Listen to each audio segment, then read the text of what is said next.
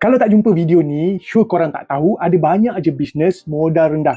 Jom kita tengok. Target market adalah untuk profesional yang sibuk tapi perlu orang untuk tolong mereka. Yang paling penting, boleh buat waktu weekend lah. Yang pertama, servis jaga pet tanpa boarding. Okey, modal antara RM700 seperti macam ni. Harga yang kita boleh tawarkan RM20 hingga RM120 dan kita boleh datang rumah untuk bersihkan dan bagi makan. Teknik guna referral community kejiranan dan pulangan modal dianggarkan di antara sebulan hingga 3 bulan. Servis cuci kereta mobile, waterless yang fokus di lokasi seperti kondo dan pejabat. Modal lebih kurang RM900. Harga kita boleh tawarkan di antara RM25 hingga RM80. Cuma kita perlu dapat approval location dan boleh share video ataupun gambar before dan after selepas cucian. Kita boleh target dalam 30 hingga 60 kereta sebulan dan pulangan modal boleh dianggarkan dalam 1 hingga 2 bulan je. Seterusnya, bisnes bukit belon dan juga deko mini. Modal lebih kurang RM1,000 macam ni.